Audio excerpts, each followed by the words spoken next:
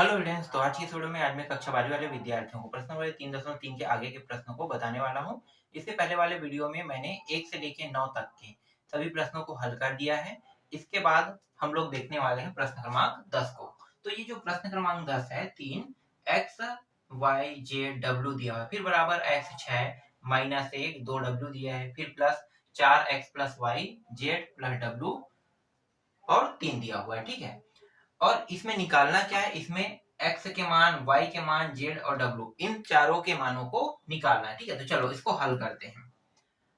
तो सबसे पहले ये जो है इसे दिया है कह के लिखते हैं। ठीक है, स्टार्ट यहीं से करते हैं। दिया है, ये सारे मान दिया हुआ है। ठीक है, अगला स्टेप हमारा क्या है, ये जो 3 दिया है इसका अंदर गुणा कर देंगे। तो 3 का गुणा मतलब 3x 3y 3z और 3w होगा, फिर बराबर। अब देखो ये दोनों मान जो है वो किसमें है, प्लस में, मतलब जोड़ना है। तो ये इसके साथ जुड़ेगा, ये इसके साथ जुड़ेगा, फिर ये ऐसे और ये इसके साथ जुड़ेगा, है ना। तो x प्लस ये 4 हो जाएगा 6, और ये x प्लस वाई प्लस 6, फिर माइनस 1, और ये क्या है जेड डब्ल्यू। तो पहले जेड डब्ल्यू को लिख लेते हैं, जेड प्लस डब्ल्यू और फिर माइनस 1, फिर ये 2 डब्ल्यू प्लस कितना है 3 है।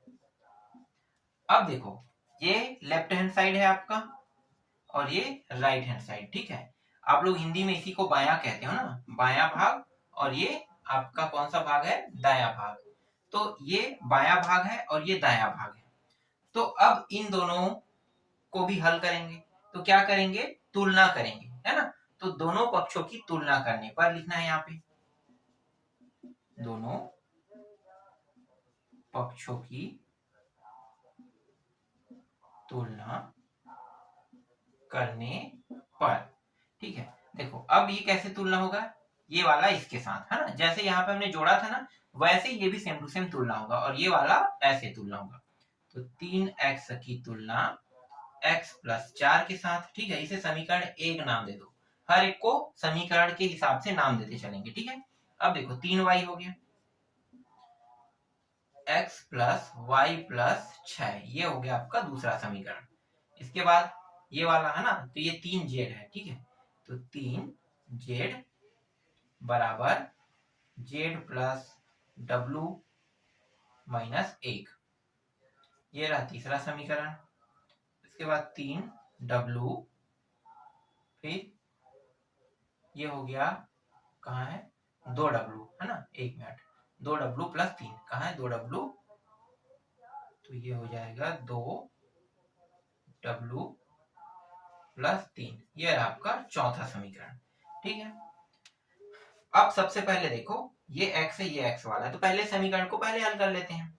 तो पहले समीकरण को हल करेंगे, तो यहाँ पे समीकरण 1 से, है ना, समीकरण 1 को बस लिखो। ठीक है, समीकरण 1 को पहले हल करें, तो समीकरण 1 को लिख लो। फिर यहाँ पे देखो ये जो 3x है, इस x को इस पार लेकर आते हैं, तो 3x माइनस ये इस साइड आके क्या हो जाएगा माइनस, और इस साइड बचेगा क्या 4 बस बचेगा। ठीक है, अब इसको हल करेंगे तो घटाएंगे कितना होगा 2x बराबर 4, और आगे और इसको हल करेंगे तो x बराबर 4/2। ठीक है, इतना होगा, क्योंकि 2 इसके साथ गुणा के रूप में है, तो कोई भी मान गुणा में हो, है ना, और हमें उसी का मान निकाल, देखो ये जो 2 है इसके साथ गुणा में है और x का मान निकालना है। तो ये जो 2 है नीचे जाके क्या करेगा, भाग करेगा। कितने बार जा रहा है, 2 एकम 2 एक बार और 2 दूनी। तो x का मान कितना आया, x का मान 2 यहाँ पे प्राप्त हो रहा है। ठीक है, x का मान निकल गया। अब समीकरण 2 देखो, समीकरण 2 में x के मान को रख देते हैं।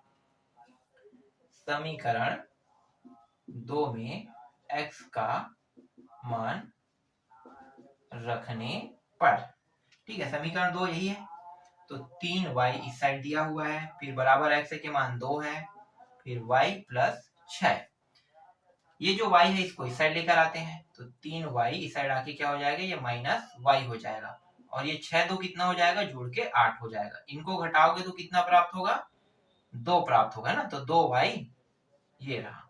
ठीक है, अब इस 2 को उस साइड ले जाएंगे तो y बस बचेगा, तो 8/4 8/2, 2 एकम 2 चौके, तो y का मान कितना प्राप्त हो गया, 4 प्राप्त हो गया। तो देखो x का मान 2, y का मान 4। अब किसको हल करेंगे, देखो यहाँ पे 3 है और 4 है ना, दो समीकरण हमारे पास यहाँ पे मौजूद है। तो देखो अगर मैं 4 को पहले हल करता हूँ तो आसानी से w का मान निकल जाएगा, फिर w के मान को समीकरण 3 में रखेंगे तो z का मान निकल जाएगा। तो कौन से समीकरण को लेना है, चौथा को। तो यहाँ पे लिखो समीकरण 4 को, ठीक है, 4 को मतलब 4 को हल कर रहे हैं। तो 3w बराबर z, नहीं 2 है, 2w और ये 3 है, ठीक है। इसको इस साइड लेकर आ जाओ, तो 3w माइनस 2w बराबर 3। घटा दोगे तो w बराबर कितना प्राप्त होगा, 3। तो देखो 3 प्राप्त हो गया। अब इस 3 को कहां पे रखेंगे, समीकरण 3 में रखेंगे। समीकरण 3 में w के मान को रखने पर, तो देखो 3z यहाँ पे है, 3z, ठीक है, और इस z को इस साइड लेकर आएंगे तो ये माइनस हो जाएगा, माइनस z, फिर बराबर w के जगह पे कितना रखेंगे, w के जगह में 3, थोड़ा सा डायरेक्ट कर रहा हूं ना, 3 और फिर माइनस 1, तो ये हो जाएगा 2, घटाएंगे तो ये 3 है, 1 में घटाओगे तो 2z और फिर ये 2, तो ये z बराबर 2/2, क्योंकि 2 इसके साथ गुणा के रूप में है तो नीचे दूसरे साइड में जाएगा तो नीचे में आके भाग करेगा, तो 1, तो z का मान कितना प्राप्त हुआ, 1। तो देखो x का मान 2, y का मान 4, w का मान 3 और z का मान हमें 1 प्राप्त हुआ। एक बार उत्तर को देख लेते हैं, क्या यही मान प्राप्त हुआ है, तो x 2, y 4, w 3 और z 1 एकदम सही प्राप्त हुआ है, ठीक है। तो ये प्रश्न आपका बन गया, ठीक है। 10वां समझ में आया। चलो अगला देखो, 11वां प्रश्न आप देखने वाले हैं ना।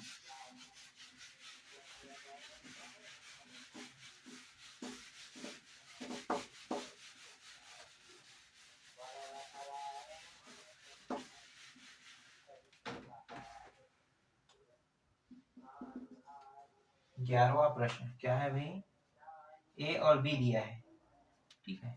ए का मान बहुत सारा दिया इसमें, तो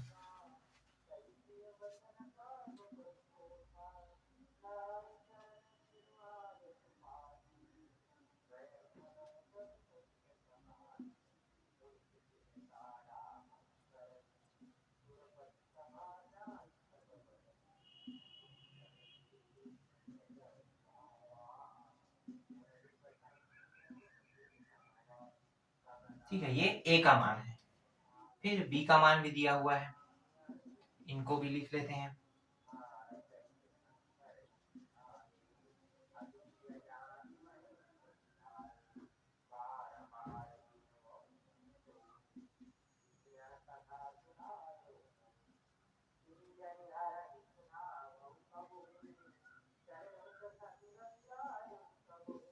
ठीक है, ये ए का मान, बी का मान ये दिया हुआ है, समझो, ठीक है। ज्ञात क्या करना है, तो ज्ञात करना है हमें, यहाँ पे लिख लेते हैं, चलो ज्ञात करना है, ठीक है, 3a माइनस 5b ये ज्ञात करना है, ठीक है।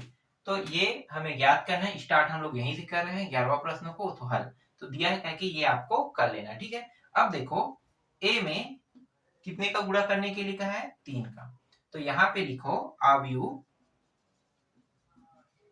a में 3 का गुणा करने पर, ठीक है। तो डायरेक्ट 3 का गुणा कर देते हैं, तो ये अवयव है, यहाँ पे 3 का गुणा करेंगे तो कितना प्राप्त होगा भाई, देखो 3a है ना, ये तो 3a हो जाएगा, ठीक है। यहाँ पे लिख लेते हैं, कहाँ पे, बगल में कर लेते हैं क्योंकि जगह भी बहुत कम है। तो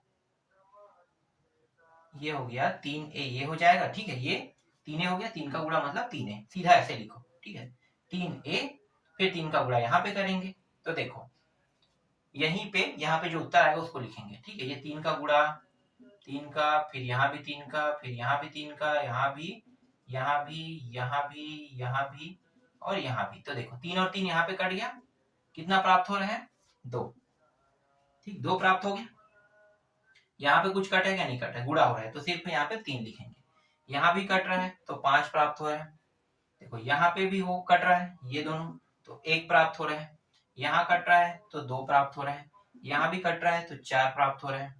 यहाँ भी कट रहा है तो 7 प्राप्त हो रहा है। यहाँ पे कट रहेगा नहीं कट रहा है 6 प्राप्त होगा। यहाँ कट रहा है तो 2 प्राप्त होगा। देखो इस तरीके से, ठीक है। थोड़ा सा मैंने डायरेक्ट किया है। डायरेक्ट यहाँ पे ये जो 3 1 का गुणा किया तो यहाँ पे पहले 3 लिखना था, ठीक है। उसके बाद 3 का अंदर गुणा करेंगे, ठीक है। तो 3 का अंदर गुणा करेंगे तो ये मान हमें प्राप्त होगा। तो 3 मैंने नहीं लिखा, डायरेक्ट यहाँ पे ये वाला रख दिया, ठीक है। तो ये समझ में आ गया। पहले आपको क्या करना है, 3 इस तरीके से लगाना है। जैसे यहाँ पे मैंने लिखा ना अवयव ए में 3 का गुणा करने पर, तो 3a बराबर आगे में यहाँ पे 3 लगाना है और ये जो मान दिया हुआ था ना उसके अंदर 3 का गुणा करोगे, फिर ये मान आपको प्राप्त होगा, ठीक है। अब बी में देखो कितने का गुणा करने के लिए 5 का, तो यहाँ पे लिखो अवयव, ठीक है। यहाँ पे 5 का इस तरीके से देखो, एक स्टेप मैं पहले ही लिख देता हूँ। अवयव बी में 5 का गुणा करने पर, ठीक है। 5 का गुणा कर देते हैं तो देखो 5 का गुणा, तो ये इसके बाद जो स्टेप आने वाला है वो ये स्टेप है। इसके बाद आपको डायरेक्ट उत्तर वाला स्टेप लिखना है, ठीक है। तो 5 का गुणा करेंगे तो 5 का यहाँ भी, 5 का यहाँ भी, ठीक है। तो समझ में आ गया, 5 का गुणा हो रहा है तो 5 5 कटते जाएगा। तो नीचे में जितने भी 5 दिए हुए उसको काट दो, ये कट गया, ये और जहां पे 5 नहीं दिया उसके साथ 5 का गुणा कर दो। ये देखो 5 का गुणा यहाँ पे, बाकी सब में है, ठीक है। तो यहाँ पे 2 आएगा, है ना, 3 आएगा, 5 आएगा, 5 एकम 5, 1 आएगा, नीचे वाले में 7 आएगा, 2 6, 2 नीचे में 6, ऊपर में 4, फिर 2, ये हमें मान प्राप्त होगा, ठीक है। अब हमें ज्ञात क्या करना है, ज्ञात ये करना है, ठीक है। तो इसे हम समीकरण 1 नाम दे देते हैं। समीकरण 1 में 3a और माइनस 5b के मान को रखने पर, आप ऐसा भी कह सकते हो, या फिर दूसरा तरीका क्या है, दूसरा तरीका ये है कि ये जो 3a है इसमें 5b को घटा दो, ठीक है। तो दूसरा तरीका ही यूज कर लेते हैं, ठीक है। समीकरण नहीं, 3a माइनस 5b, ठीक है। इस तरीके से इसका मतलब है 3a माइनस 5b करने पर, तो 3a का मान कितना है, 2 3 5, है ना। तो डायरेक्ट मैं मान रख दूं, इन दोनों को घटाएंगे तो जो मान आएगा, तो देखो तो ये माइनस हो जाएगा, तो 2 प्लस प्लस में है तो ये दोनों कट के कितना प्राप्त होगा, 0। पहला पॉइंट तो 0 हो गया, है ना।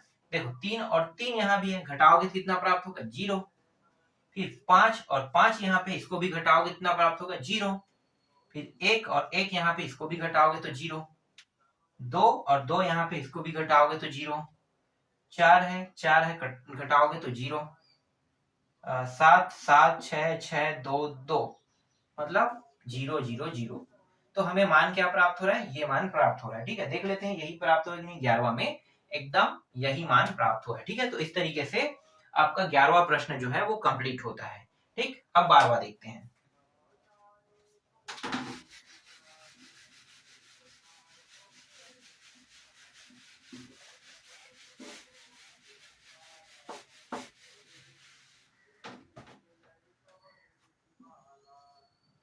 बारहवां प्रश्न क्या है, अवयव समीकरण को हल कीजिए कह रहा है, ठीक है। इसका मतलब ये है कि इसमें जो प्रश्न दिए हुए हैं इनमें x और y के मान को निकालना है। तो देखो x minus Y 4 2 x minus 2 6 इस तरीके से है। फिर प्लस 3 1 माइनस 2 0 2 1 2 1, ठीक है। ये दूसरा हो गया। इसके बाद बराबर में 6 0 0 और 5 2x प्लस वाई और ये रहा 7, इस तरीके से दिया हुआ है, ठीक है। क्या करना है, अवयव समीकरण को हल कीजिए कह रहे हैं, हल करना है। मतलब यहाँ पे इसे देखने पे ये हमें पता चल रहा है कि हमें x और y के मान को निकालना है। तो बहुत आसान है, देखो सबसे पहले तो इन दोनों को जोड़ दो, तो डायरेक्ट जोड़ देते हैं। तो ये हो गया x माइनस वाई प्लस 3, ठीक है। ये 2 प्लस माइनस में होने के कारण कट जाएगा 0, ये भी प्लस माइनस में होने के कारण कट जाएगा, 2 ही है ना, देख लेता हूँ 2, हाँ ठीक है, ये कट जाएगा 0। फिर 4 और 1 5, ये x हो जाएगा और 6 और 1 7 हो जाएगा। देखो इसके बाद 6 0 0 5 2x प्लस वाई और ये रहा 7। ठीक है, अब देखो इसका और इसका हल करते हैं। तो x माइनस वाई प्लस 3 तुलना कर रहे हैं ना, तो दोनों पक्षों की तुलना करने पर तो ये इसके साथ तुलना होगा, ये रहा 6, ये समीकरण 1 हो गया। अब आगे देखो, यहाँ पे x वाला ही मान देखना है ना हमें, बाकी जिसमें x और y नहीं है उनको हमें नहीं देखना है। ठीक है, तो देखो इसमें x है नहीं है, इसमें भी नहीं है, ये वाला में भी नहीं है, ये वाले में भी नहीं, बस बचा ये दोनों। ठीक है, तो इसको हल लिख लेते हैं।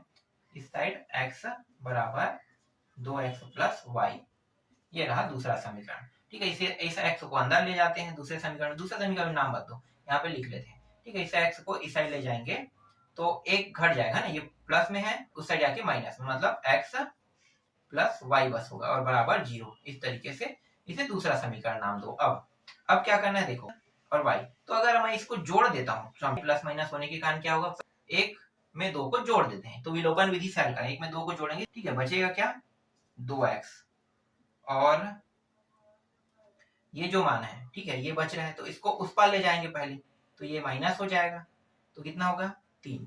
ठीक है, तो यहाँ पे सिर्फ 3 बच रहा है, तो 2x बराबर 3, तो x बराबर कितना हो गया 3/2 हमें प्राप्त हो रहा है। ठीक है, तो x क्या निकालना है, x और y के मान को ही निकालना। ठीक है, तो x और y के मान को निकालना है, तो 2/3 प्राप्त हो गया। y के मान को निकालना है तो इसे कहाँ पे रखना है, समीकरण 1 में रखो या 2 में, चलो मैं 2 में रख देता हूँ। तो समीकरण 2 को देखो, तो ये रहा x और नहीं y, x की जगह में 3/2 प्लस y बराबर 0, इसको उस पार ले जाओ तो -3/2 हो जाएगा। यही क्या है आपके 12वें प्रश्न का उत्तर है। ठीक है, तो इसे मैंने थोड़ा सा शॉर्टकट कर दिया है, मतलब आसानी से हल करने के लिए बहुत सारे टॉपिकों को छोड़ दिया। ठीक है, आपको हल करना है, कैसे हल करना है, जैसे देखो x माइनस वाई, ठीक, फिर +3 को लिखना है इस तरीके से, फिर यहाँ पे 2, फिर -2 को लिखना है। ठीक है, बाद में इसके अगले स्टेप में ये 0 प्राप्त होगा। ठीक है, फिर अगला स्टेप ये, एक स्टेप को मैंने छोड़ दिया है। ठीक है, बाकी सभी स्टेपों को मैंने यहाँ पे हल किया है। समझ में आ गया होगा, बहुत सारे जो स्टेप है उसको हल करने की जरूरत नहीं है। हाँ, पेपर हाल में आपको सभी स्टेपों को लिखना जरूरी है, क्योंकि जितना शॉर्टकट करेंगे या जितना डिटेल समझाएंगे उतना ये कठिन होते जाएगा, और जितना शॉर्टकट करेंगे उतना आसान होते जाएगा। बस आपको स्टेप नहीं छोड़ना है, इसके बाद क्या करना है वो आपको खुद देख लेना है। ठीक है, अब आप लोग 12वीं में आ चुके हैं तो इतना डिटेल से बताने की जरूरत तो नहीं है, जैसे 9वीं में हो तो सबसे ज्यादा डिटेल से बताना पड़ता है, 10वीं में आता तो थोड़ा सा कम कर दें, क्योंकि 9वीं में पढ़े हो मतलब 10वीं में आपको ज्यादा समझाने की जरूरत नहीं है। 11वीं में आओगे तो 11वीं में 10वीं के मुकाबले कम समझाना पड़ता है। ठीक है, और 12वीं में और भी कम समझाना पड़ता है, क्योंकि आप गणित में पहले ही महारत हासिल कर चुके। जैसे ही आप 11वीं लेते हो तो समझ जाओ कि 11वीं में आप पहले ही अच्छे से जानकारी जो है वो गणित के बारे में इकट्ठा कर चुके हैं, तभी तो आप गणित में अच्छा नंबर लाए हो ना 10वीं में। तो इसीलिए 11वीं और 12वीं में ज्यादा हमें समझाने की जरूरत नहीं होता है। इसके बाद देखो 13वां प्रश्न। 13वां प्रश्न में x माइनस वाई करना है। ये प्रश्न है x 2 3 4 5 x इस तरीके से, फिर +1 y 0 1 इस प्रकार से, फिर 7 0 10 5 5। इस प्रश्न को बना के देखना क्या करना है, इस प्रश्न में x माइनस वाई करना है, x माइनस वाई। ठीक है, तो x माइनस वाई, तो पहले x का मान निकालोगे, फिर x और y के मान को घटा दोगे। ठीक है, तब आपका उत्तर आ जाएगा। तो क्या करना है, समझ में आ गया। 13वां प्रश्न में करना क्या है, पहले इनको हल करना है, 2 का अंदर गुणा करो, फिर इनको जोड़ो, जोड़ने के बाद तुलना करोगे, तुलना करने के बाद आपको x और y के मान को निकालना है। यहाँ पे y है ना, x और y के मान को निकालना, जैसे ही x और y के मान आ जाएंगे उसके बाद x माइनस वाई कर दें, मतलब x में y को घटा देना। ठीक है, तो 13वां प्रश्न बन जाएगा। चलो 14वां प्रश्न देखते हैं।